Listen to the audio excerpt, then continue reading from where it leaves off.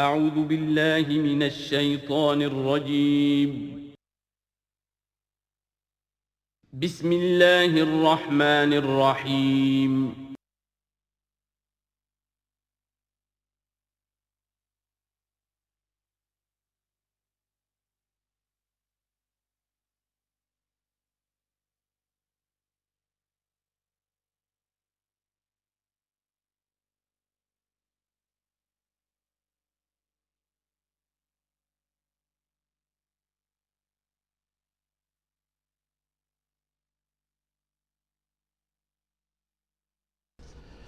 نحمده ونصلي على رسوله الكريم اما بعد فقد قال الله تبارك وتعالى كما ورد في سورة النجم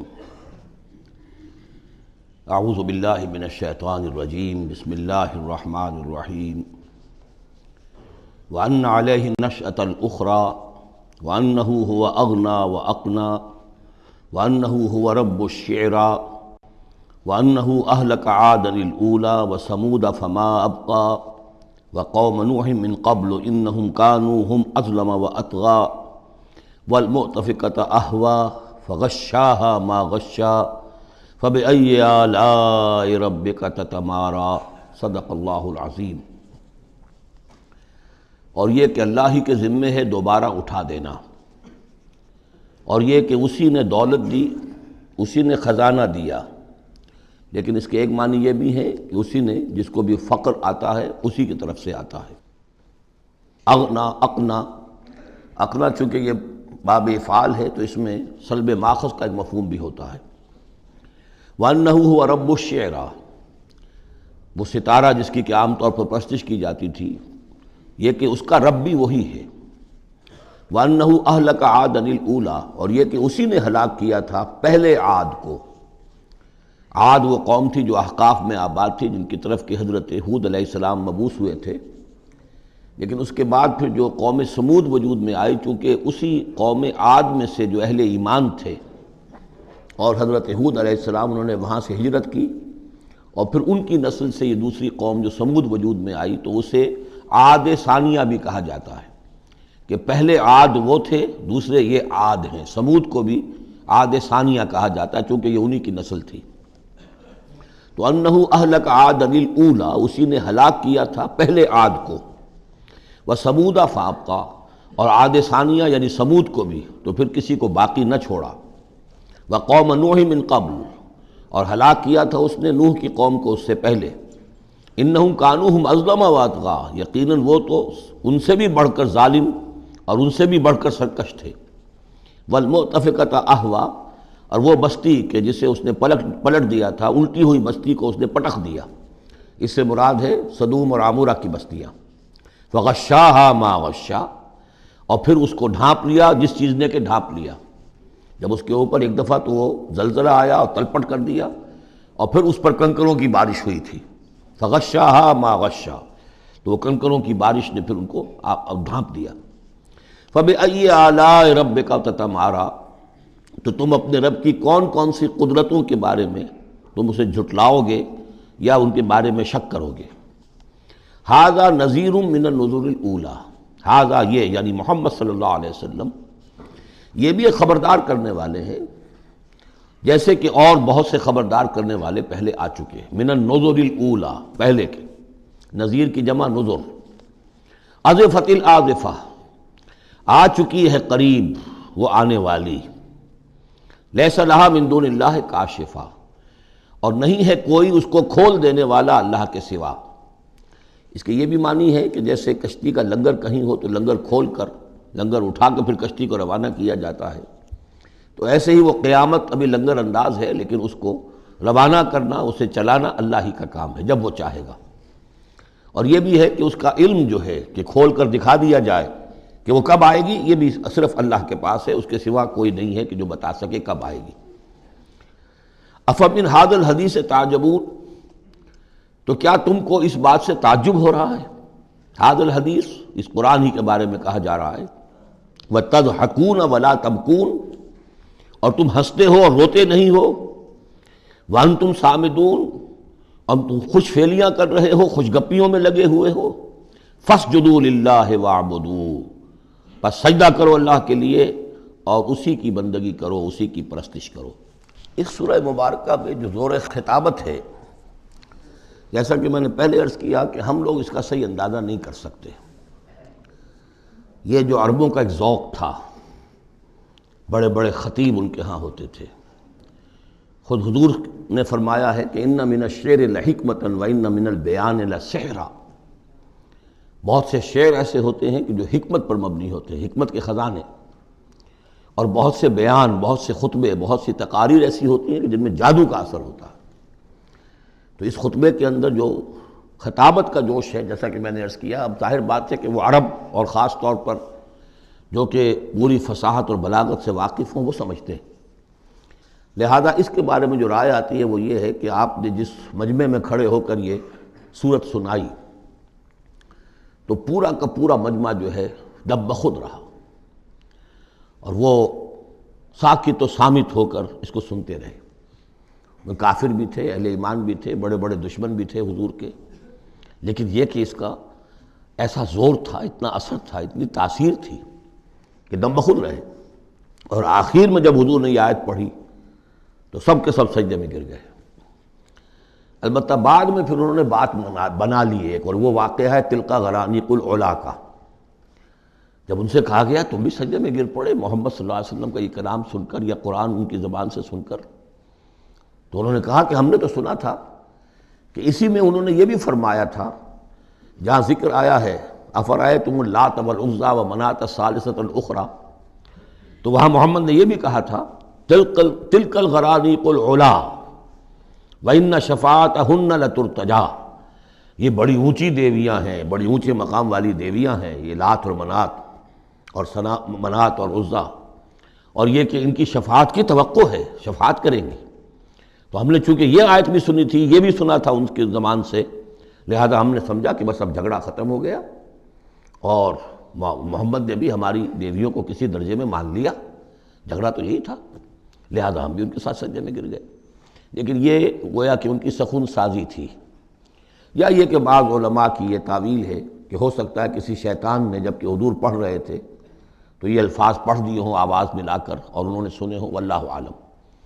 لیکن میرے نزدیک یہ اصل میں اس صورت کی تاثیر تھی، اس کی اتنی ہیبت تھی اس میں کہ اس کے نتیجے میں جب آخر میں یہ حکم آیا سجدہ کرو اللہ کو اور بندگی کرو اسی کی، تو وہ سب کے سب گویا کہ بے اختیار جسے ہم کہتے ہیں فَأُلْقِيَ السَّحَرَةُ سَاجِدِينَ، جیسے القیہ کا لفظ آیا ہے کہ وہ جادوگر جو تھے حضرت موسیٰ علیہ السلام کا جو مقابلہ کرنے آئے تھے، فعل مجہول ہے، گرا دیے گئے جادوگر سجدے میں، جیسے کسی نے ان کو پکڑ کر اور الٹا کر دیا اور سجدے میں گرا دیا، یعنی بے اختیار کرنا انسان کا۔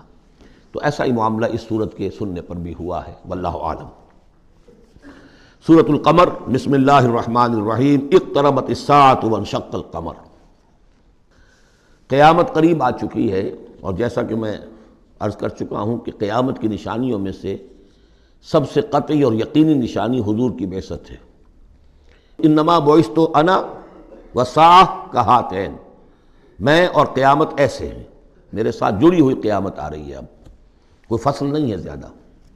اور آپ کو معلوم ہے اللہ کا ایک دن 1000 برس کا ہے، تو ابھی تو 1.5 دن بھی نہیں ہوا نبی اکرم صلی اللہ علیہ وسلم کے انتقال کو، اللہ کے حساب سے 1.5 دن نہیں ہوا۔ بہرحال قیامت قریب آ چکی ہے، اس سے آگے چل کر ہم دیکھیں گے ایک صورت میں یہ آیت بھی آئی ہے، انہم یرونہ بعیدا ونراہ قریبا، یہ اسے دیکھ رہے ہیں بہت دور اور ہمیں وہ سامنے نظر آ رہی ہے۔ ہمارے علم میں ہے کہ وہ تو قیامت جو ہے وہ کھڑے ہوئے ہیں اسرافیل اور سور کو منہ پہ انہوں نے لگا رکھا ہے، بس ذرا سا اشارہ ہمارا ہے کہ اس کے بعد وہ سور میں پھونک مار دیں گے۔ اقتربت الساعۃ وانشق القمر، اور ہو گیا، 2 ٹکڑوں میں منقسم ہو گیا۔ یہ ایک خرق عادت بات، میں اسے معجزہ نہیں کہہ رہا، اس لیے کہ میں نے معجزے کی جو بات ہے وہ پہلے بیان کی ہے۔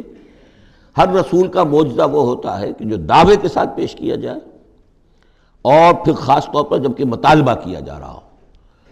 اس قسم کا کوئی معجزہ محمد الرسول اللہ صلی اللہ علیہ وسلم کا سوائے قرآن کے نہیں، خرق عادت بے شمار ہے۔ اولیاء اللہ کی کرامات ہوتی ہیں تو محمد الرسول اللہ صلی اللہ علیہ وسلم کی کرامات جو ہیں وہ تو 1000 گنا ہوں گی۔ اسی قسم کا ایک واقعہ یہ ہے کہ آپ منی میں تشریف فرما تھے، اور بھی لوگ تھے، ان میں سے کسی نے کہا کہ کوئی نشانی ہو، آپ نے کہا آسمان کی طرف دیکھو، انگلی کی اور وہ چاند سب نے دیکھا کہ دو ٹکڑے ہو کر ذرا سا ہٹ کر ایک دوسرے سے دور ہو کر پھر آ کر جڑ گئے، وانشق القمر۔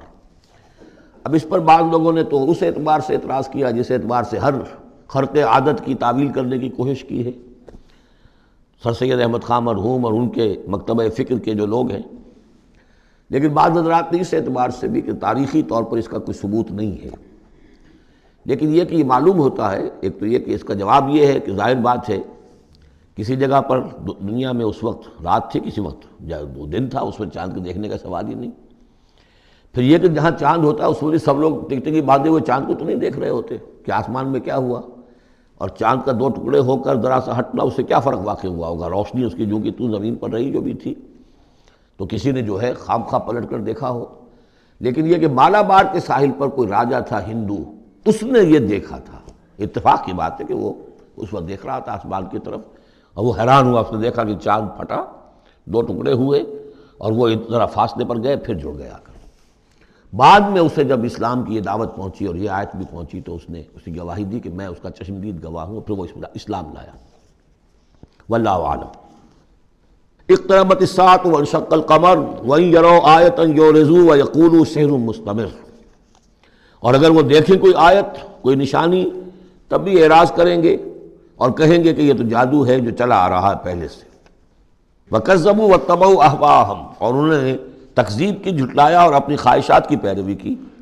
وَكُلُّ أَمْرٍ مُسْتَقِرٌ، اور ہر معاملہ جو ہے اللہ کا امر کا وہ ایک وقت معینہ کے لیے قرار پا چکا ہے۔ ہر کام کے لیے اللہ تعالیٰ کی اسکیم میں ایک وقت ہے، اس سے پہلے وہ کام نہیں ہوگا۔ لیکن یہ کہ انسان کا کام یہ کہ اپنا فرض ادا کرتا رہے، وہ کام کب ہونا یہ اللہ کا کام ہے، اللہ کے ذمہ ہے۔ ہمیں اقامت دین کی جد و جہد کرنی ہے، اس لیے کہ ہمارا وہ فرض عین ہے، ہمیں تو وہ جد و جہد کرنی ہے، ہماری نجات کا دار و مدار اس پر ہے۔ ہمارا کام یہ کہ سمجھیں اس جد و جہد کے لیے طریقہ کار کیا ہے، سیرت النبی سے اس کے لیے اخذ کریں، پھر یہ کہ اس کے کیا آداب ہیں، کیا شرائط ہیں، اور اس کے لیے جو ہے پوری طرح غور و فکر کریں، یہ بات دوسری ہے۔ پھر نظر ثانی بھی کرتے رہیں، کیونکہ اب کوئی معصوم تو ہے نہیں کہ جس کے پاس وقتاً فوقتاً جو ہے وہی آ رہی ہو اور ہدایت مل رہی ہو۔ اجتہاد ہی ہے، اجتہاد میں خطا بھی ہو جاتی ہے، بڑے سے بڑے آدمی سے ہو سکتی ہے، لیکن یہ سب کچھ اپنی جگہ پر، فرض اپنی جگہ ہے، جد و جہد کرو۔ باقی ہو سکتا ہے تمہاری زندگی میں نہ آئے، کوئی پرواہ نہیں، تمہیں اپنا فرض ادا کرنا، تم سرخرو ہو جاؤ اللہ کے ہاں کہ اللہ میں نے زندگی اسی کام میں لگا دی، بس تم کامیاب ہو جاؤ گے۔ باقی کب اللہ کو یہ کرنا یہ اللہ جانتا ہے۔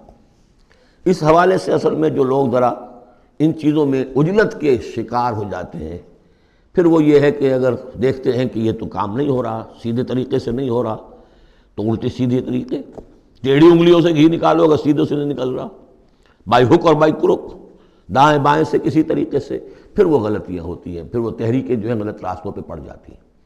اصل غلطی یہی ہوتی ہے کہ یہ نہ سمجھا جائے کہ اس کو کر گزرنا میرا فرض ہے، نہیں نہیں نہیں، اس کو کرنے کی جد و جہد میں تن من دھن لگا دینا میرا فرض ہے، کر گزرنا یہ اللہ کے ذمہ ہے، وہ کب چاہے گا کہ یہ ہو اسی وقت ہوگا۔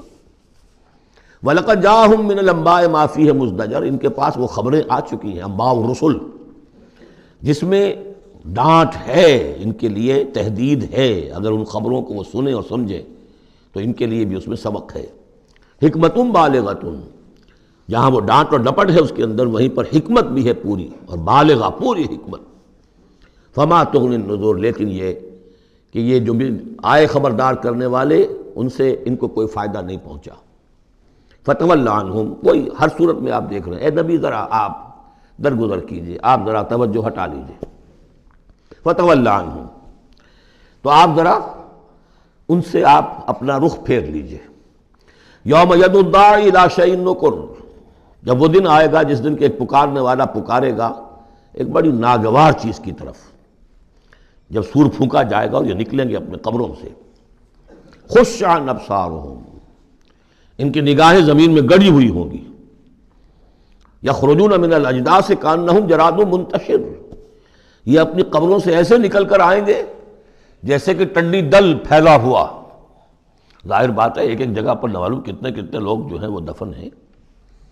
اب پورے 10,000 برس نسل انسانی زمین پر اگر رہی ہے، یا ہو سکتا ہے اس سے بھی زیادہ ہو، اللہ عالم، تو پھر یہ کہ آخر انسان جو نکلیں گے، جو بڑے بڑے شہر گنجان آباد علاقے تھے وہاں سے جو نکلیں گے ٹڈی دل، جراد المنتشر، مہطعین الی الداعی، اور وہ دوڑتے ہوئے آئیں گے پکارنے والے کی پکار پر. یقول الکافرون ھذا یوم عسیر، ساتھ ہی وہ کافر جو ہیں، کیونکہ جیسا کہ آگے چل کر ہم پڑھیں گے سورہ قیامہ میں، بل الانسان علی نفسہ بصیرہ، ہر انسان کو معلوم ہوگا میں کتنے پانی میں ہوں، کہاں کھڑا ہوں، میں نے زندگی کہاں گزاری تھی. تو کافر کہیں گے، یقول الکافرون ھذا یوم عسیر، یہ تو بڑا سخت دن ہے. کذبت قبلہم قوم نوح، اب دیکھیے کہ اس میں سورہ نجم میں انباء الرسل نہیں تھی، دلائل عقلی اور آیات آفاقی وہ ساری گفتگو تھی. اب یہاں پر یہ اس کا جوڑا ہے قمر، اس میں انباء الرسل ہے، وہی جوڑے کی جو سورہ انعام اور سورہ اعراف جو اس کا مکمل ترین سمجھیے کہ ایک مثال تھی، اس کے لیے ایک نمونہ، تو اسی طریقے پر آپ کو یہ تقسیم ملے گی. کذبت قبلہم قوم نوح، جھٹلایا تھا ان سے پہلے نوح کی قوم نے، فکذبوا عبدنا، انہوں نے ہمارے بندے کو جھٹلا دیا.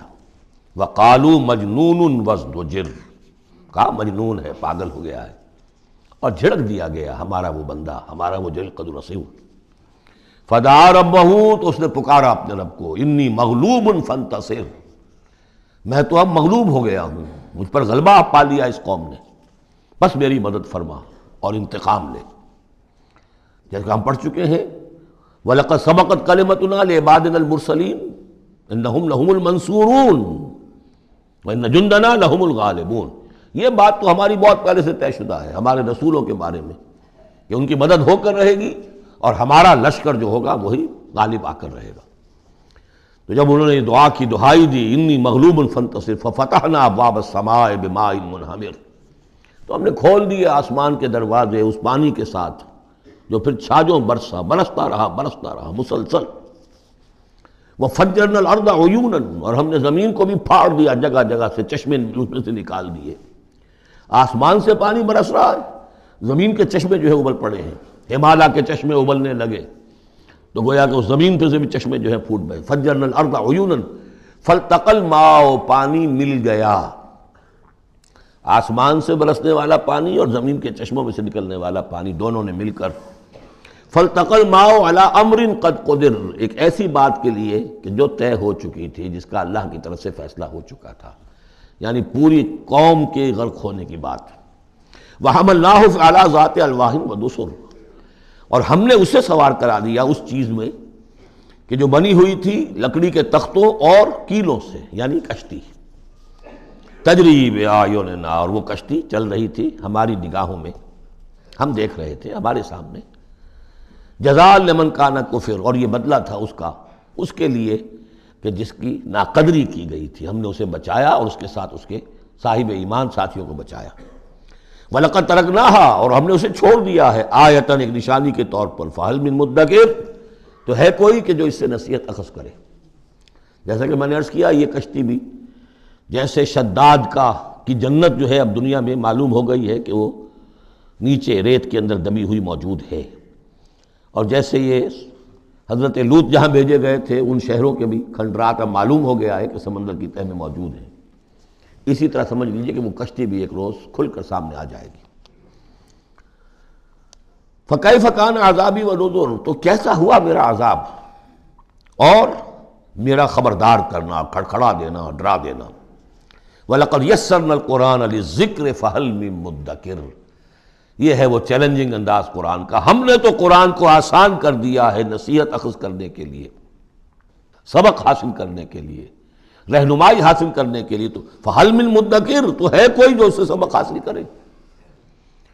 جو لوگ اس صورت کو آج پڑھ رہے ہیں، اور یہ 4 دفعہ یہ آنی ہے، یہ آیت، یہ ترجیحی آیت ہے، دوہرا کر آ رہی ہے یہاں پر.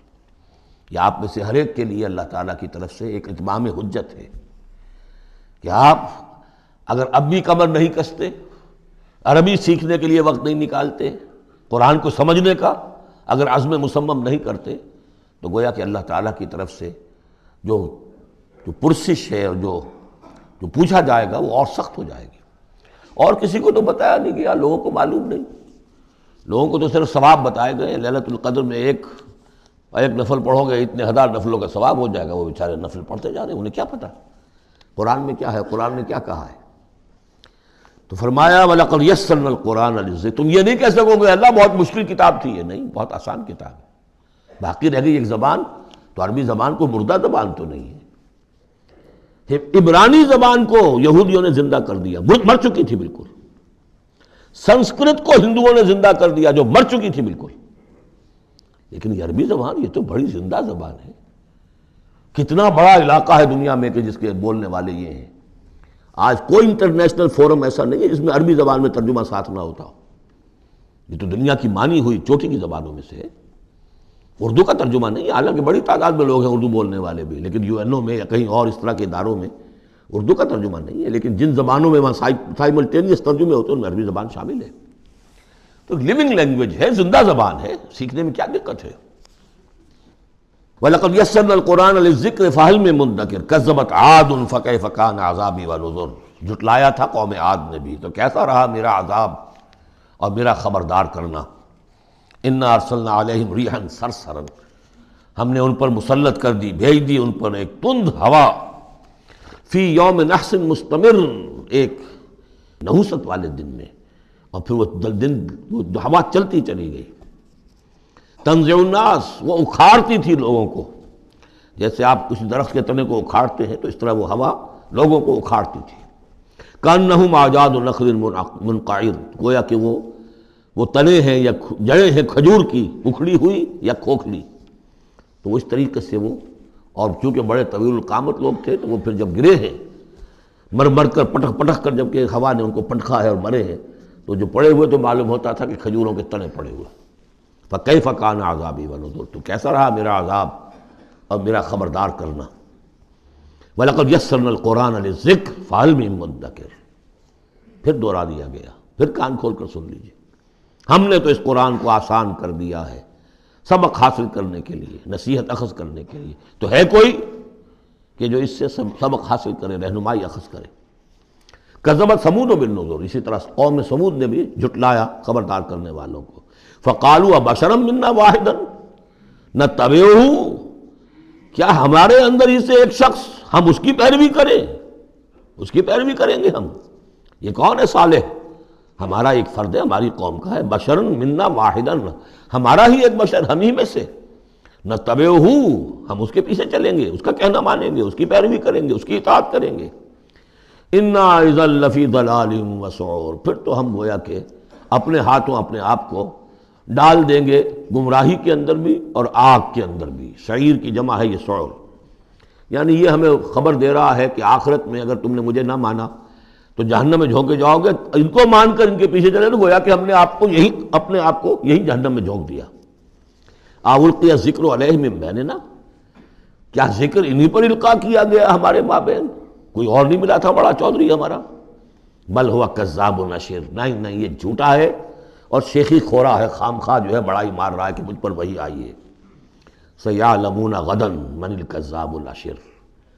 بتا دیا گیا کہ کل ہی تمہیں معلوم ہو جائے گا، عنقریب معلوم ہو جائے گا کون جھوٹا ہے، کون شیخی خورا ہے، صالح یا تم.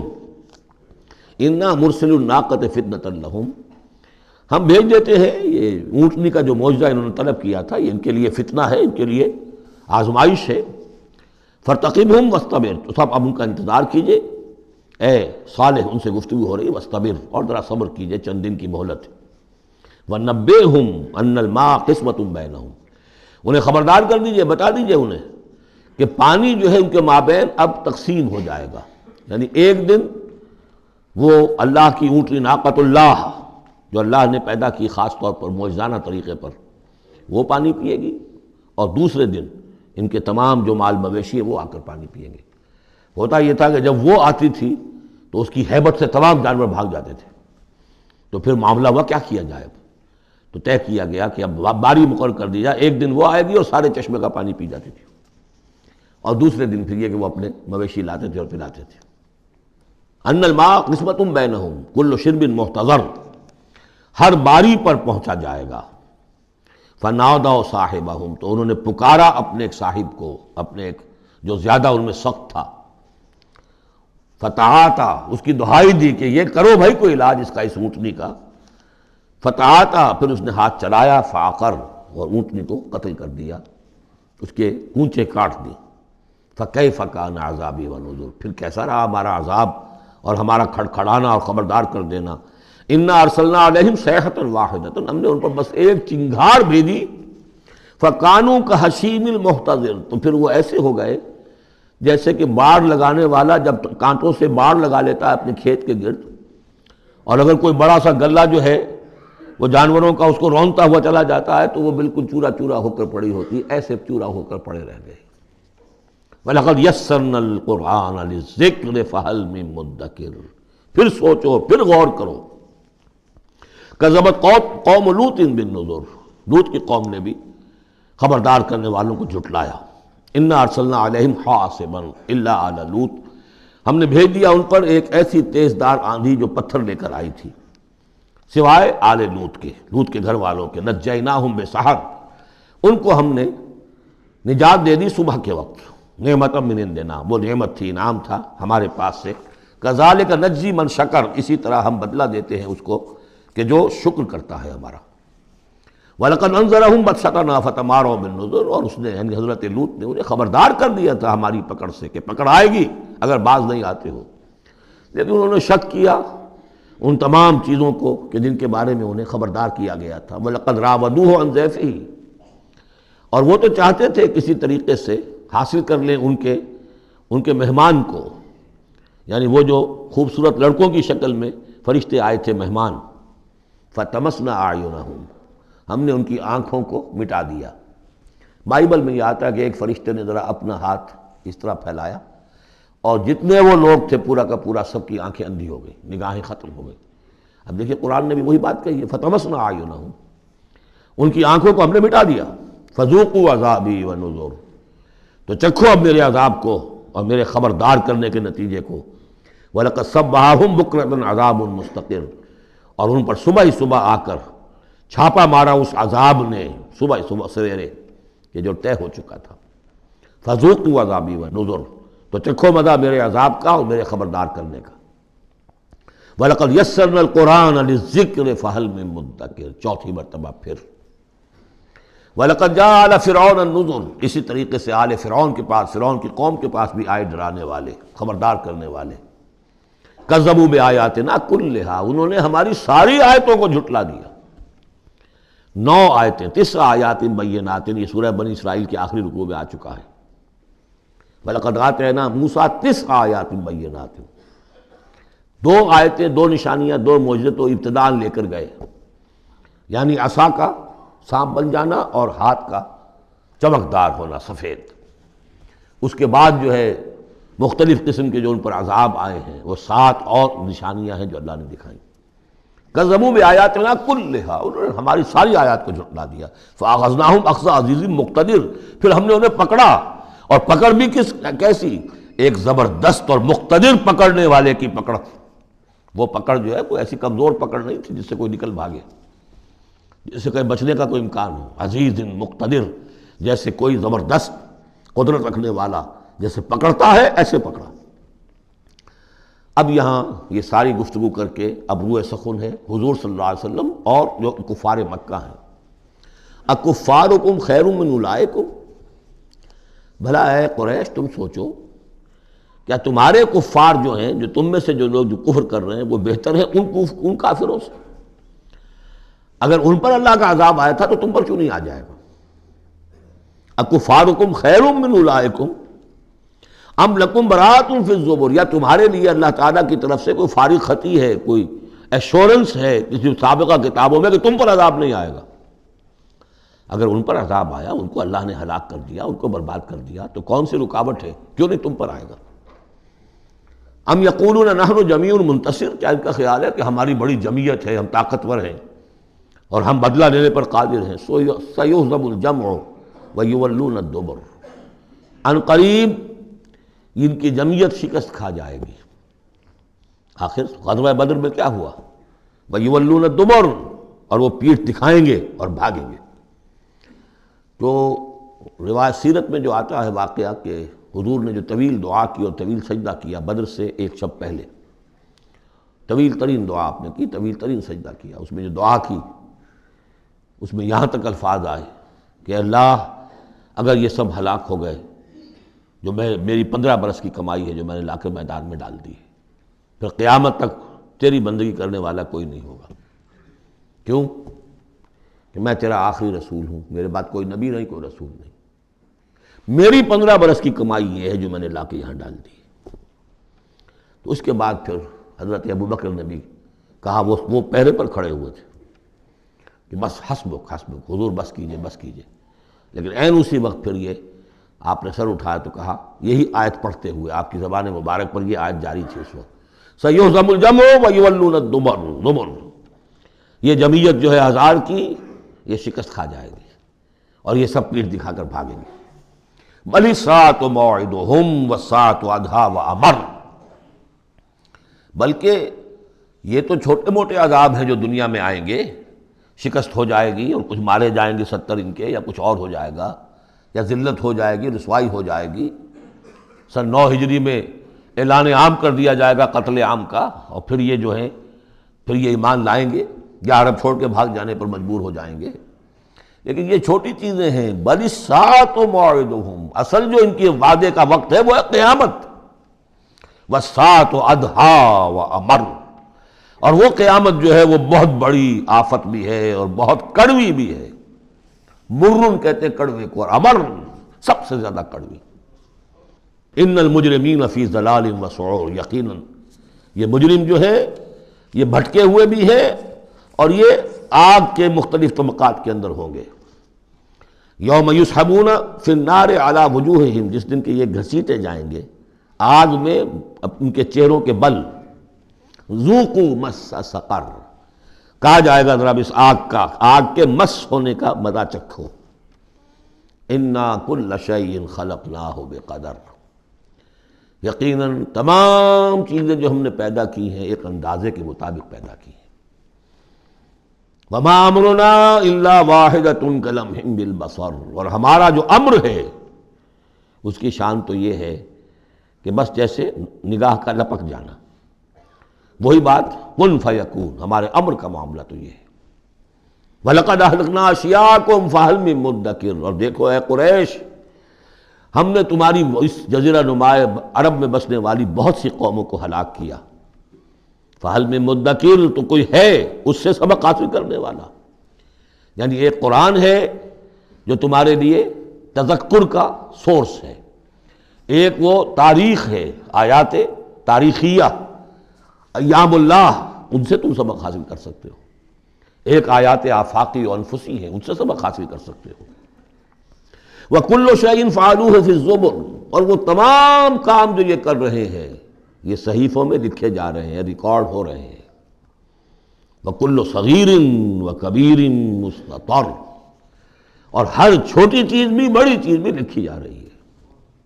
یہی بات ہم نے وہاں پڑھی تھی سورہ کہف میں، وَوُضِعَ الْكِتَابُ فَتَرَى الْمُجْرِمِينَ مُشْفِقِينَ مِمَّا فِيهِ وَيَقُولُونَ يَا وَيْلَتَنَا مَا لِهَذَا الْكِتَابِ لَا يُغَادِرُ صَغِيرَةً وَلَا كَبِيرَةً إِلَّا أَحْصَاهَا وَوَجَدُوا مَا عَمِلُوا حَاضِرًا۔ اس وقت وہ کافر چیخ اٹھیں گے کہ یہ کیسی کتاب ہے، کیسا اعمال نامہ ہے، کیسا ریکارڈ ہے کہ اس نے کسی چھوٹی سی چھوٹی مائنیوٹس ڈیٹیلز کو بھی omit نہیں کیا ہے، بڑی چیزیں بھی ہیں چھوٹی بھی ہیں۔ تو یہاں بھی فرمایا کل صغیر و کبیر مستطر، ان المتقین فی جنات و نہر، یقیناً ہمارے خدا ترس بندے، ڈرنے والے بندے، آخرت کے خیال سے لرزاں و ترساں رہنے والے بندے، ہمارے احکام کی پابندی کرنے والے بندے، دنیا کی زندگی میں پھونک پھونک کر قدم رکھنے والے بندے، وہ ہوں گے باغات میں اور نہروں میں، چشموں میں۔ فی مقعد صدق عند ملیک مقتدر، ان کا بہت اعلیٰ رتبہ ہوگا۔ قدم صدق، یہ سورہ یونس میں بھی آ چکا ہے، قدم صدق عند ربہم، عند ملیک، اس بادشاہ کے مقرب ہو جائیں گے، قریب ہوں گے، مقتدر، شہنشاہ ارض و سما جو مقتدر ہے اس کے مقربین میں ان کا شمار ہوگا۔ اللہم ربنا اجعلنا منہم، اللہم ربنا اجعلنا منہم۔ اللہم ربنا اجعلنا منہم، آمین یا رب العالمین۔ سورۃ الرحمن اور سورۃ الواقعہ یہ آخری جوڑا ہے۔ میں نے عرض کیا تھا شروع میں کہ یہ 7 صورتیں جو ہیں ان میں سے سورہ قاف منفرد ہے، سورہ زاریات، سورہ طور جوڑا ہے، سورۃ النجم، سورۃ القمر جوڑا ہے، سورۃ الرحمن، سورۃ الواقعہ یہ جوڑا ہے۔ یہ جوڑا بڑا عجیب ہے۔ قرآن مجید کی یہ 2 صورتیں ایسی ہیں کہ نبوت، رسالت، وحی، ان تینوں کے ذکر سے بالکل خالی، ذکر ہی نہیں۔ ہر صورت کا اپنا ایک مزاج ہے، اپنی ایک خاص شان ہے اس میں۔ اور دوسرے یہ کہ سورہ رحمان جو ہے یہ واحد صورت ہے پورے قرآن میں جس میں مسلسل خطاب جنوں اور انسانوں سے متواتر ہو رہا ہے، پیرلل۔ ویسے تو یہ کہ یہ بات میں عرض کر چکا ہوں کہ جنوں میں کوئی نبی نہیں، ان میں روح نہیں ہے، روح آدم میں پھونکی گئی تھی، اور چونکہ ریسیپینٹ آف وحی از روح، تو ان کے ہاں وحی نہیں ہے، لہذا وہ بھی جو انسانوں میں رسول آئے ہیں انہی کی ہدایت کے پیرو رہے۔ ان میں سے جو اچھے لوگ ہیں، جو نیک لوگ ہیں، وہ ایمان لائے، جس کی ایک مثال ہمارے سامنے آ بھی چکی ہے۔ وہ جنات تھے، حضرت موسیٰ پر ایمان رکھنے والے تھے، تورات کے ماننے والے تھے، اور ان کا گزر ہوا، قرآن انہوں نے سنا، وہ ایمان لے آئے، اور پھر جا کر وہ اپنی قوم میں تبلیغ شروع کر دی۔ تو گویا کہ قرآن مجید میں جب یا ایھا الناس کہا جاتا ہے تو اگرچہ انسان مراد ہیں، لیکن یہ کہ انہی کے تابع خطاب جو ہے وہ جنات سے بھی ہے، لیکن اس صورت میں اس کو کھول دیا گیا۔ باقی یہ اسی پر قیاس کرتے ہوئے پورے قرآن کو سمجھیے کہ پورے قرآن کے مخاطب انسان بھی ہیں، جنات بھی ہیں، لیکن یہاں صرف یہ کہ اس کو ایک ایک قدم کے اوپر تثنیہ کا صیغہ، فَبِأَيِّ آلَاءِ رَبِّكُمَا تُكَذِّبَانِ فَبِأَيِّ آلَاءِ رَبِّكُمَا تُكَذِّبَانِ یا معشر الجن والانس، اے انسانوں اور اے جنات کی جماعتوں، جو کھل کر جو ہے صراحت کے ساتھ جو ہے انسانوں کے ساتھ جنات کا ذکر اور ان سے خطاب، تو صرف اس ایک صورت میں پورے قرآن مجید میں۔ ایک اور بات یہ ہے کہ اس میں 2 جنتوں کا تذکرہ ہے، اور سورہ واقعہ میں بھی ایسا ہی ہے۔ ان دونوں میں ترتیب عجیب ہے مضامین کے اعتبار سے، جس کو کہ آپ مرر امیج کہتے ہیں۔ آج کل مکان بہت سے بنتے ہیں ایسے کہ بالکل مرر امیج ہوتے ہیں کہ یوں لا کے ملا دیے تو ایک جیسے ہوں گے۔ ڈرائنگ روم جڑے ہوئے ہیں، پھر کوئی بیڈ روم ہے، وہ ادھر ہے، پھر ادھر آخر میں پورچ ہے، وہی نقشہ ادھر ہے، وہی نقشہ ادھر ہے، تو گویا کہ ہے مرر امیج۔ تو ان دونوں صورتوں میں مضامین جو ہے مرر امیج کے ساتھ ہیں۔ سورہ رحمان میں قرآن مجید کی عظمت کا بیان اور اس کا جو حق ہے جو انسانوں کو ادا کرنا چاہیے اس کو مضمر کیا، اور عظمت قرآن کا بیان کیا۔ یہ شروع ہو رہی ہے صورت اس سے۔ سورہ واقعہ میں وہ آخر میں آئے گا قرآن کی عظمت کا بیان، اور جو لوگ کہ اس کا حق ادا نہیں کرتے ان کا انجام۔ پھر اس میں اس کے بعد جو ہے پہلے ذکر ہے اہل جہنم کا، اور اس کے بعد ہے 2 طرح کی جنتوں کا، 2 درجے ہیں اہل جنت کے، لیکن وہاں کیا ہے؟ پہلے تذکرہ ہے دو کامیاب گروہوں کا، اور پھر آخر میں تذکرہ ہے جہنمیوں کا۔ اس اعتبار سے اس میں مضامین کی بڑی گہری مناسبت بھی ہے، اور ایک مرر امیج کی ترتیب سے یہ عکسی ترتیب ان کے مضامین میں ہے۔ سورۃ الرحمن، بسم اللہ الرحمن الرحیم۔ نوٹ کر لیجئے یہ ترجیحی جو آیت ہے اس میں 31 مرتبہ آئی ہے آیت۔ کل آیات 78 ہیں، جن میں سے 31 جو ہیں وہ تو در حقیقت فَبِأَيِّ آلَاءِ رَبِّكُمَا تُكَذِّبَانِ اس کی تکرار ہے۔ یہ اسلوب قرآن مجید میں یا تو سورہ شعراء میں آ چکا ہے، 8 بار وہ الفاظ آئے تھے، اِنَّ فِي ذَلِكَ لَآیَةً وَمَا كَانَ أَكْثَرُهُم مُؤْمِنِينَ وَإِنَّ رَبَّكَ لَهُوَ الْعَزِيزُ الرَّحِيمُ، 8 مرتبہ۔ یا یہ القمر میں ہم 4 دفعہ پڑھ چکے ہیں، فَكَيْفَ كَانَ عَذَابِي وَنُذُرِ وَلَقَدْ يَسَّرْنَا الْقُرْآنَ لِلذِّكْرِ فَهَلْ مِن مُدَّكِرٍ۔ اور یہاں سورۃ الرحمن میں 31 بار آئے گا فَبِأَيِّ آلَاءِ رَبِّكُمَا تُكَذِّبَانِ۔ بسم اللہ الرحمن الرحیم۔ الرحمن علم القرآن خلق الانسان علمہ البیان۔ رحمان، اور یہ اللہ کا وہ نام ہے جو رحمت کے مادے سے، لیکن خاص شان اس کی یہ ہے کہ جس میں ایک طوفانی کیفیت ہے اللہ کی رحمت، ٹھاٹھے مارتے ہوئے سمندر کی طرح۔ غضبان ہم پڑھ چکے ہیں 2 دفعہ، نہایت غضبناک حضرت موسیٰ کے لیے لفظ آیا غضبان آصفہ. تو عرب کہے گا اگر بھوک سے مر رہا ہے انا جوعان، پیاس سے مر رہا ہے انا عطشان، تو رحمان کے وزن پر بہت مبالغہ ہوتا ہے، اور اس میں ایک شان ہوتی ہے جیسے کہ طوفانی شان، طوفان وہ بھی اسی میں ہے. الرحمن وہ ہستی کہ جس کی رحمت ٹھاٹھے مارتے سمندر کے مانند ہے. علم القرآن، اس نے قرآن سکھایا ہے. یعنی یہ کہ قرآن مجید کی عظمت کا تصور کرو، یہ اللہ کی رحمانیت کا مظہر عتم ہے، اس کی رحمت کی سب سے بڑی شان، اس کا مظہر عتم جو ہے وہ قرآن ہے. دوسری بات یہ، اللہ کے ناموں میں چوٹی کا نام رحمان ہے، بہت پسندیدہ. رحمت کی تو ضرورت ہر شخص کو ہے. حضور نے فرمایا میں بھی مستغنی نہیں. آپ نے ایک موقع پہ فرمایا کہ کوشش جنت میں صرف اپنے اعمال کی بنیاد پر نہیں جائے گا جب تک کہ رحمت خداوندی دستگیری نہ کرے. اور حضرت عائشہ سے ہے یہ روایت. حضرت عائشہ نے پوچھ لیا، ظاہر بات ہے میاں بیوی کے درمیان ایک بے تکلفی بھی ہوتی ہے کہ کیا حضور آپ بھی؟ آپ نے فرمایا ہاں میں بھی. الا ان یتغمدنی ربی برحمتہ، میں بھی جنت میں نہیں جا سکوں گا مگر اس صورت میں کہ میرا رب مجھے اپنی رحمت سے ڈھانپ لے. تو رحمان چوٹی کا نام ہے اللہ کے ناموں میں سے. اور جو علم اللہ نے دیا ہے انسان کو، اس میں چوٹی کا علم قرآن ہے. ایک علم وہ ہے ریویلڈ نالج جس کی چوٹی یہ ہے، ایک علم ہے ایکوائرڈ نالج، رفتہ رفتہ انسان جا رہا ہے. لیکن سب سے اونچا علم، سب سے بڑا علم خلق الانسان، اسی نے انسان کو بنایا، اور اس کی کریشن کا کلائمیکس انسان ہے. تخلیق کی معراج انسان ہے. خلقتہ بیدی، اپنے دونوں ہاتھوں سے بنایا ہے، جس میں عالم امر اور عالم خلق جمع ہو گئے. اس سے آگے علمہ البیان، جو صلاحیتیں انسان کو دی ہیں ان میں چوٹی کی صلاحیت جو ہے بیان ہے. انسان کو کہا گیا حیوان ناطق، نطق، قوت بیان. اور یہ بات ہمیں معلوم ہے کہ یہ جو انسان کا جو برین ہے، ظاہر بات ہے گوریلاز میں بھی ہے، چمپینزیز میں بھی ہے، اور بھی حیوانات کے اندر بھی ہے، گھوڑے کا بھی برین ہے. لیکن یہ برین جیسے جیسے رفتہ رفتہ لوور اینیمل سے اوپر آپ آ کر دیکھتے ہیں، ہائیسٹ انسان کے اندر آ کر اس کا جو گرے میٹر ہے، وہ جو ہائیسٹ ایوالوڈ فارم ہے، اس میں مختلف ایریاز ہیں. یہ ویژن کا ایریا ہے، آنکھ سے جو انفارمیشن جا رہی ہے وہ پھر ڈسائفر ہوتی ہے گرے میٹر کے اس پچھلے حصے کے اندر. ہیئرنگ ایریا ہے.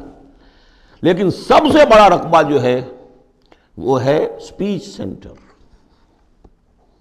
اور اس کے 2 حصے ہیں، دوسرے کی بات سننا اور سمجھنا، پھر اپنی بات کہنا. یہ 2 ایسپیکٹس ہیں اس کے. تو سپیچ سینٹر، اس میں دونوں چیزیں آ جائیں گی، کلام کا فہم اور پھر کلام کو دوسروں تک پہنچانا. تو علمہ البیان، اللہ نے صلاحیتیں تو اور بھی دی انسانوں کو بہت سی، آنکھ بھی دی، کان بھی دیا. لیکن یہ آنکھ اور کان تو حیوانات میں بھی ہے، بلکہ بعض حیوانات کی بصارت ہم سے کہیں زیادہ آگے ہے. بعض حیوانات وہ ہیں کہ جنہیں روشنی کی بھی ضرورت نہیں دیکھنے کے لیے، بغیر اندھیرے میں بھی دیکھتے، ہم تو اندھیرے میں نہیں دیکھ سکتے. اس طرح کان، گھوڑے کا کان جو ہے اس کے کان کھڑے ہو جاتے ہیں اینٹنا کی طرح سے. اگر کہیں سے آہٹ ہو، جب یہ اب تک گھوڑ سوار نے کچھ نہیں دیکھا، کھلا سنا ہے، جب ذرا سی آہٹ کہیں کی گھوڑے نے سن لی. اس حوالے سے باقی چیزیں جو ہیں ان میں تو یہ کہ علیحدہ علیحدہ گنا جائے گا تو صلاحیتیں باقی شاید انسان سے بہتر بھی دوسرے حیوانات میں ہیں. سونگھنے کی صلاحیت کتے میں جتنی ہے ہمارے پاس تو 1/100 بھی نہیں ہے. حیوانات میں سونگھنے کا ایریا جو ہے وہ بہت بڑا ہوتا ہے برین کے اندر، وہ سونگھ کر چیزوں کو اندازہ کرتے ہیں کھانے کی ہے کہ نہیں ہے. لیکن انسان کے ہاں آ کر ہائیسٹ لیول آف برین میں یہ اسپیچ سینٹر ہے. اب یہ جو 4 آیتوں سے 3 جملے بنے، الرحمن آیت 1 ہو گئی لیکن جملہ تو نہیں بنا. الرحمن مبتدا ہے، علم القرآن خبر ہے، جملہ اب بنا. تو جملے 3 ہوئے، الرحمن علم القرآن خلق الانسان علمہ البیان. اس کو جو ریشو پروپورشن کا قاعدہ ہوتا تھا نسبت و تناسب کا حساب میں، ارتھمیٹک میں 3 ویلیوز دی گئی ہیں، چوتھی تلاش کرو. چوتھی ویلیو اس میں کیا ہے جو مضمر ہے، چھپی ہوئی ہے. انسان کو جو بہترین صلاحیت اللہ نے دی ہے قوت بیان، اس کا مصرف بھی ہونا چاہیے بہترین. اس کا بہترین مصرف یہ ہے کہ قرآن سمجھو اور سمجھاؤ. قرآن پڑھو اور پڑھاؤ۔ جیسے کہاوت ہے کہ توپ اس لیے نہیں بنتی کہ اس سے مکھیاں ماری جائیں، اسی طرح اتنی بڑی صلاحیت جو تمہیں اللہ نے دی ہے، اسی صلاحیت کو وکلاء استعمال کرتے ہیں، جو اچھا آرگو کر سکے اس کی فیس بڑھتی چلی جاتی۔ ڈیماگوگ کوئی لیڈر ہے، بڑی اچھی تقریر کر سکتا ہے، وہ مرنے مارنے پر جو ہے مجمع کو آمادہ کر دے گا، لوگوں کو آمادہ کر دے گا، وہ اپنی گردنیں کٹوا دیں گے، لیڈر بن جائے گا۔ تو یہ صلاحیت جو ہے اس لیے نہیں ہے کہ تو دنیا میں لیڈریاں اپنی بناؤ اس کے ذریعے سے، اس کا مصرف کیا ہے؟ قرآن سمجھو اور سمجھاؤ۔ یہ ہے بیان، اللہ کا بیان۔ اس بیان کو سمجھنا، پہلے تو اسپیچ سینٹر کا وہ حصہ جو ہے اس کو سمجھے، اور پھر اسپیچ سینٹر کا جو دوسرا جو حصہ ہے وہ اس کو بیان کرے۔ چنانچہ اس کو کھول کر بیان کر دیا محمد رسول اللہ صلی اللہ علیہ وسلم نے۔ حدیث ہے آپ کی جس کے راوی ہیں عثمان ابن عفان۔ دیکھیے نام کے اندر بھی وہ قافیہ مل رہا ہے، الرحمن علم القرآن خلق الانسان علمہ البیان عن عثمان ابن عفان۔ اب عفان کے بیٹے عثمان نے روایت کیا، حضور نے فرمایا خیرکم من تعلم القرآن وعلمہ، اور خیر یہاں پر سپرلیٹو کے سنس میں آ رہا ہے، تم میں بہترین لوگ وہ ہیں جو قرآن سیکھیں اور سکھائیں۔ اب سورہ قمر کے فوراً بعد یہ وَلَقَدْ يَسَّرْنَا الْقُرْآنَ لِلذِّكْرِ فَهَلْ مِن مُدَّكِرٍ الرحمن علم القرآن خلق الانسان علمہ البیان الشمس والقمر بحسبان۔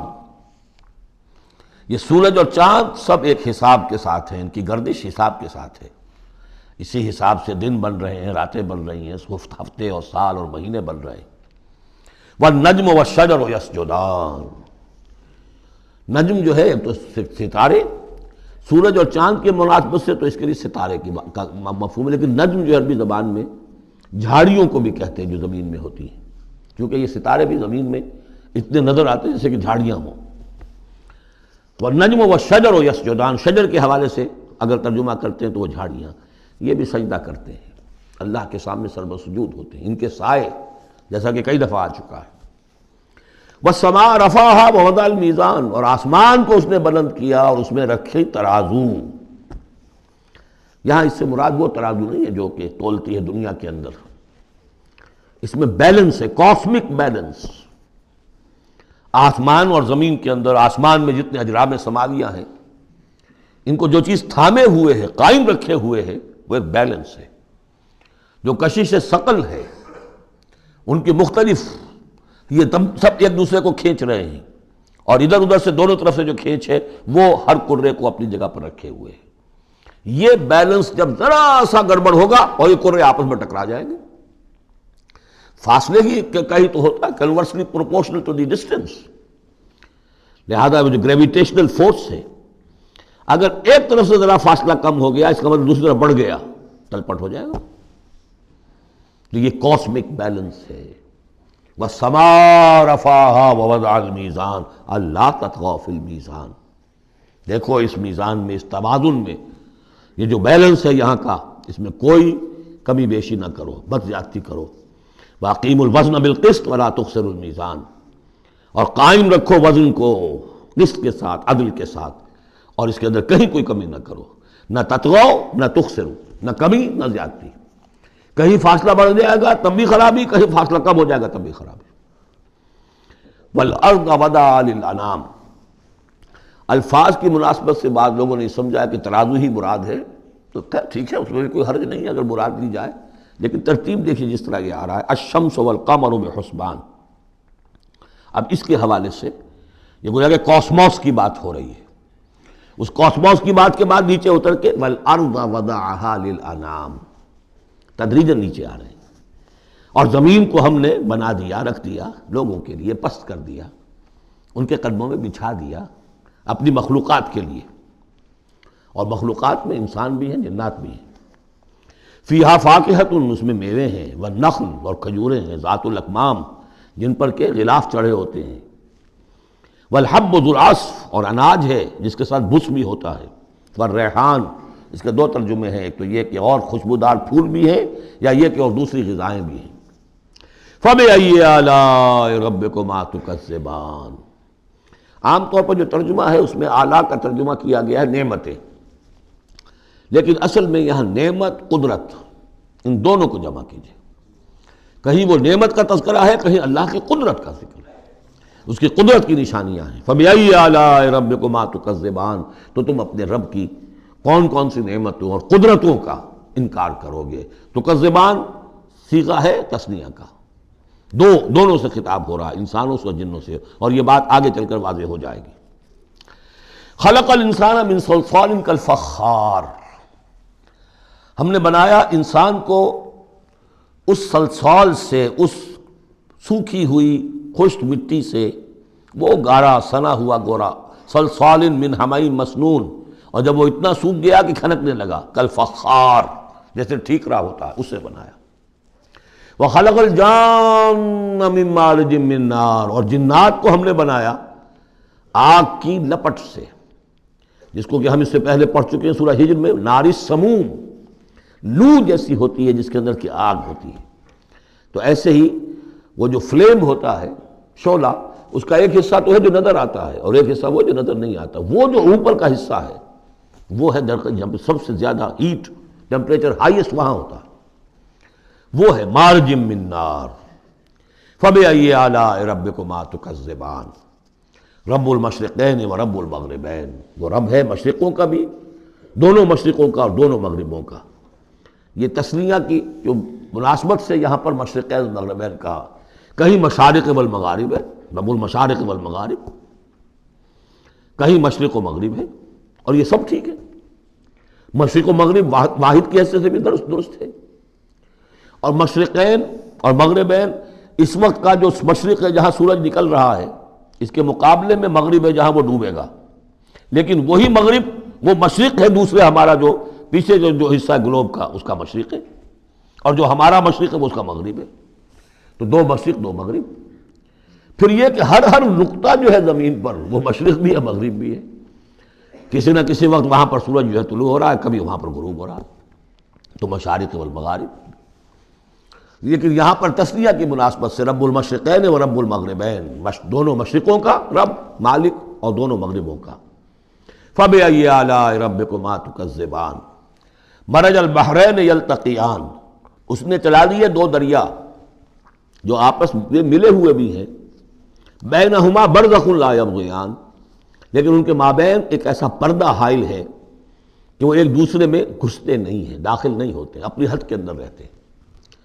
یہ ہیں گرم روئیں چلتی ہیں ٹھنڈے پانی کے سمندر میں، یا جیسے کہ کابل پر نظر آتا ہے دو دریا چل رہے ہیں، دریائے سندھ کا پانی علیحدہ نظر آ رہا ہے اور دریائے کابل کا علیحدہ نظر آ رہا ہے، اور یہ اٹک پر نظر آتا ہے، اور کافی دور تک پھر یہ علیحدہ علیحدہ چلتے نظر آتے ہیں. فَبِأَيِّ آلَاءِ رَبِّكُمَا تُكَذِّبَانِ يَخْرُجُ مِنْهُمَا اللُّؤْلُؤُ وَالْمَرْجَانُ، اور ان دونوں سے نکلتے ہیں موتی بھی اور مونگے بھی.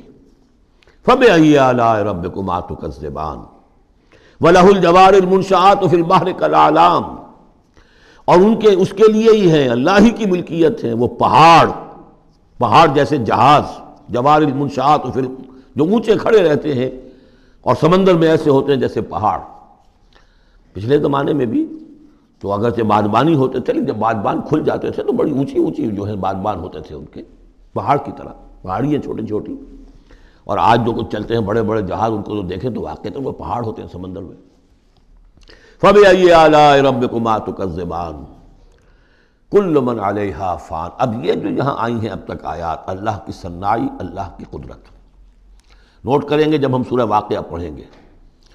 پہلے آیا ذکر قرآن، اس کی عظمت، اور اس کا جو ایک مضمر ہے چیز کہ انسان کو اس قرآن کی عظمت اور فضیلت کو سمجھ کر، اگر اللہ نے وہ جو شعر علامہ اقبال کا، اگر یک قطرہ خون داری اگر مشتے پرے داری، بیا با من تو آ موزم طریق شاہ بازی را، اگر تمہارے جسم میں کوئی قطرہ خون ہے اور کوئی مٹھی بھر پر بھی تمہیں دے رکھے ہیں، اے چڑیا اے بیا، آؤ کہ میں تمہیں شاہ بازی کے طریقے سکھاؤں. اسی طریقے سے اگر تمہیں بولنے کی صلاحیت دی ہے اللہ نے، تو اس کا مصرف کیا ہے؟ خیرکم من تعلم القرآن وعلمہ. سمجھنے کی صلاحیت دی ہے، قرآن سمجھو. بیان کرنے کی صلاحیت دی ہے، بیان کرو قرآن کو. پھر یہ کہ اللہ تعالیٰ کی تخلیقی قوت اس کا تذکرہ ہوا. وہاں آپ دیکھیں گے یہ بالکل الٹی یہی ترتیب ہوگی. آخر میں قرآن مجید کی عظمت، اس سے پہلے اللہ کی تخلیقی عظمت، اللہ کے یہی جو اعلیٰ ہے. اس کے بعد اب پہلے جہنم والوں کا تذکرہ یہاں ہو رہا ہے، وہاں بعد میں ہوگا. فرمایا کل من علیہا فان، جو بھی ہے اس زمین پر جو بھی مخلوقات ہیں سب فنا ہونے والی ہے. وَيَبْقَى وَجْهُ رَبِّكَ ذُو الْجَلَالِ وَالْإِكْرَامِ، باقی تو رہے گا صرف تیرے رب کا منہ، تیرے رب کا چہرہ جو بہت بزرگی والا ہے اور بہت عظمت والا ہے. اب یہ کہ اللہ کا چہرہ ہم کیا اس کو نہیں سمجھ سکتے، آیات متشابہات میں سے ہوگا. جو اس کا مفہوم سمجھیں گے وہ یہ ہے اللہ کی ذات باقی، باقی سب چیز اللہ تعالیٰ کے سوا سب فانی، پوٹینشلی سب فانی ہے. اپنے طور پر سب کسی کا وجود جو ہے اپنے بل پر قائم نہیں ہے. اللہ جب تک قائم رکھے تو در حقیقت وہ خود اپنے بل پر قائم نہیں ہے، وہ تو اللہ تعالیٰ نے ان کو قائم رکھا ہوا ہے. کل من علیہا فان، اللہ باقی من کل فان، اللہ ہی باقی ہے، باقی تمام فانی ہے. وَيَبْقَى وَجْهُ رَبِّكَ ذُو الْجَلَالِ وَالْإِكْرَامِ فَبِأَيِّ آلَاءِ رَبِّكُمَا تُكَذِّبَانِ يَسْأَلُهُ مَنْ فِي السَّمَاوَاتِ وَالْأَرْضِ، جو بھی ہے آسمان اور زمین میں وہ سب اس کے در کے سوالی ہیں، اسی سے مانگ رہے ہیں. وجود بھی ملا ہے اسی سے، حیات کسی کے پاس ہے دی ہوئی ہے اسی کی، کوئی صلاحیت ہے تو دی ہوئی ہے اسی کی، کوئی ذہانت ہے تو دی ہوئی ہے اسی کی، روز کا رزق جو آ رہا ہے اسی کا عطا کرنا. ہر ایک سائل ہے. جو سورہ محمد میں ہم نے پڑھا کہ تم سب فقراء ہو واللہ هو الغنی وانتم الفقراء، تم سب کے سب محتاج ہو، تمہارا وجود مستعار، تمہاری حیات مستعار، تمہیں علم جو دیا اس نے دیا جتنا دیا. فلا یحیطون بشیء من علمہ الا بما شاء، تو تمہاری کیفیت یہ ہے. یسألہ من فی السماوات والارض، اسی سے مانگتا ہے جو بھی ہے آسمانوں میں اور زمین میں. کل یوم ہوا فی شان، وہ ہر دن ایک شغل میں ہے، اس کی ایک مصروفیت ہے. یا میرے نزدیک اشارہ ہے اسی بات کی طرف، یدبر الامر من السماء الی الارض ثم یعرج الیہ فی یوم کان مقدارہ الف سنۃ مما تعدون. تدبیر امر ہے، ایک دن کی تدبیر وہ کرتا ہے، کیا کچھ اگرچہ وہ ایک دن اس کا 1000 سال کا ہے، اس میں کیا کیا ہونا ہے، کس طرح سے ہونا ہے. پھر وہ احکام کی تنفیذ ہوتی ہے، پھر اس کی رپورٹ ہے، اس کو واپس جاتی ہے. تو کل یوم ہوا فی شان، وہ کوئی ایک یوں سمجھیے کہ کوئی اسٹیٹک کوئی حقیقت نہیں ہے، خود اس کی مصروفیات. کل یوم ہوا فی شان، نئی شان کے ساتھ اس کا ظہور ہوتا ہے. کل یوم ہوا فی شان فبأی آلاء ربکما تکذبان سنفرغ لکم ایھا الثقلان. اب یہاں پر کھل کر بات کی کہ یہ تکذبان کیوں کہا جا رہا ہے. ہم جلد ہی فارغ ہو جائیں گے تمہارے لیے، اے دو بھاری قافلوں، اے انسانوں کا قافلہ اور اے جنات کے قافلے. ابھی جو ہے اس کائنات کو ہم نے چلایا ہوا ہے، ابھی مہلتیں ہم نے دے رکھی ہیں، وقت مقرر کیا ہوا ہے، اجل مسمى ہے اس کائنات کی بھی اور ہر قوم کی بھی. لکل امت اجل، ہر امت کے لیے بھی ایک اجل ہے، ہر ایک فرد کی اجل ہے، وہ سب ہے. لیکن عنقریب ہم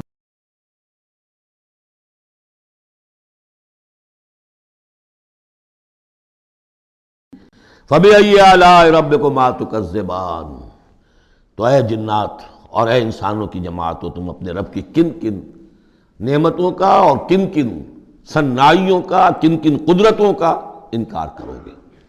بارک اللہ لی ولکم فی القرآن العظیم ونفعنی وإیاکم بالآیات والذکر الحکیم.